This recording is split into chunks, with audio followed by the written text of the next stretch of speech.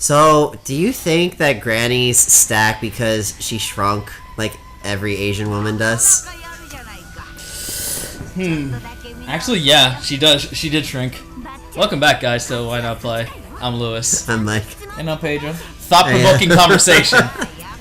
It's just, I keep thinking of that shit because it's still... That Asian women just shrink. It's like... Look, fucking...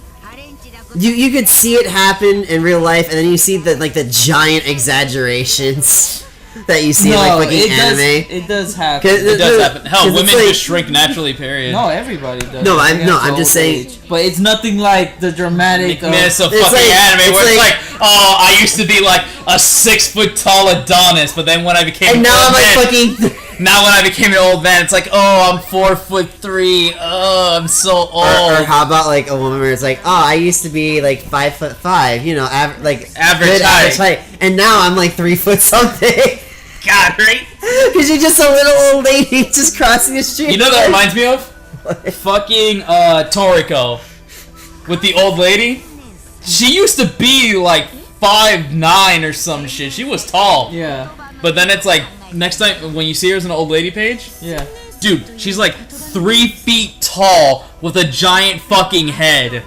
Why a giant head? Because she has a giant head. But then when you look at her when she was young, she was like a regular hottie. You know what I mean? A regular proportionate hottie. But then it's like she's like a little old Obachan that you can like fit in your, like you can carry her on your back, but she got a big ass head. Like, okay, I get that you shrunk, but why the head? Did your body just shrink disproportionately to your head? That makes no sense. She became a bobblehead. Right? She became a bobblehead. She became a Babo-chan. A Babo-chan.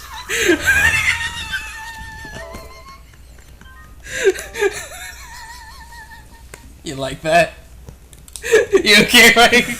I need to contemplate life right now. You need to contemplate life for Bobblehead-chan. No, about. There we go, Ryobi. Oh, Bobble-chan. Yeah, for you guys watching, I've actually had to do this every time. I had to go back. It takes you back to the menu after you beat a chapter that you beat before, and you have to reselect who you used. So. Oh, it's the girl who died. Yeah. These rice balls look delicious. We're having a picnic, Mike. You want rice balls? Are there rice balls? Are there rice balls donuts? Well, our donuts are rice balls. Huh. Really makes you think. It really makes you think. You know what I heard happened in the new Power Rangers movie? Since you said donuts, it reminded me of this. What? Apparently, in the new movie, Rita Repulsa actually takes time from her master plan to go to Krispy Kreme and get a donut. Actually, I can explain that. You can explain that, please. Please explain that Krispy Kreme shit to me. I heard that and I'm like, no. Because the thing is that there's a very important item Rita wants, and it's located underneath the Krispy Kreme. So while she invades the city, before she destroys Krispy Kreme, she decides to go in and see how it was, and she tried a donut. And she's like, not bad. But not good enough to spare it from being destroyed. No, of course not. Goldar came and fucking crushed the shit out of it. Well, at least we got that little bit of advertisement money in there, am I right, guys? Yeah. Yeah. That's fucking amazing. Speaking of this issue of rice balls and donuts, there's actually one thing I heard about, which has me interested, but worried. I don't know, worried. It's just hesitant. I don't know how to fully feel about it. Okay. So, you guys have you heard about the type of synopsis for the latest Pokemon movie that's gonna come out? Oh, I have. I haven't. You haven't? You haven't, Paige? Okay, no. So for the latest movie that's coming out, yeah, literally take the first season of Pokemon, the very beginning. That is going to be the new movie with new things happening. Like a brand new Pokemon, and even Ash interacting with Ho-Oh and shit. Yeah. So it's like the beginning. It's like a full... Yeah, it's like the beginning, because it's the 20th anniversary, so they want to do a 20th anniversary movie to celebrate how far they've come with the anime too. Yeah, I'm not gonna. Hell, actually, they did a 20th anniversary episode of Pokemon. I saw the episode and I was like, "Fuck, that cut deep." I actually heard about. I have not seen it. I want deep. to see it because I heard what happened in that episode. It's like, wow. You ready? I think this is the most thought-provoking a fucking Pokemon episode has ever fucking gotten me. Right? Okay. For those who don't want to hear about this, skip to the time on screen. Thanks, Bill. All right, ready, Paige? Okay. This is what happened. Basically, freaking Litten, the little fire cat Pokemon from Sun and Moon, it's living under a bridge with a Stoutland, the you know, the big dog thing. Yeah. And it's sick and dying. Okay. Like straight dying. Like they don't even sugarcoat it in the episode. They're even saying he doesn't have long. They take him to the Pokemon Center. Even Nurse Joy is saying, yeah, no, he doesn't have long to live. I actually felt bad because I heard that Nurse Joy was actually losing her shit. Where it's like, Stoutland's going to die. She lost it hard. Like, they didn't sugarcoat it. No, they just straight up said, gonna die. Nothing you can do about it except give him peace while the end comes. Wow. But then Litten refused to believe it.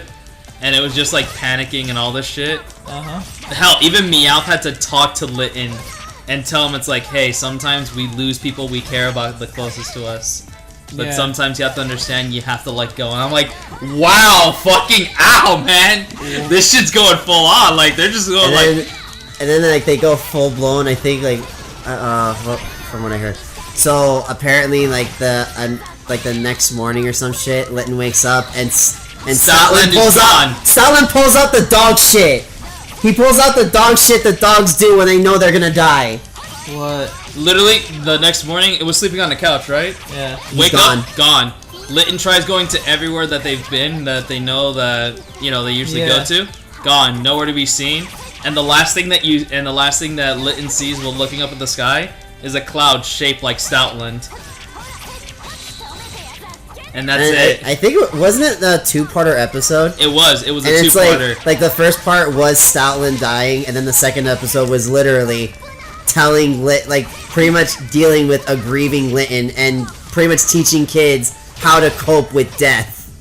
Yeah. Oh my god. You know what that also reminds me of? What? That reminds me of an old Sesame Street episode. Oh yeah, the Big Bird one. God, that was a terrible episode watching as a kid. Because there was an episode with Big Bird, right, Paige? Yeah. That one of the characters on the show died. Hell, because the actor died too, right?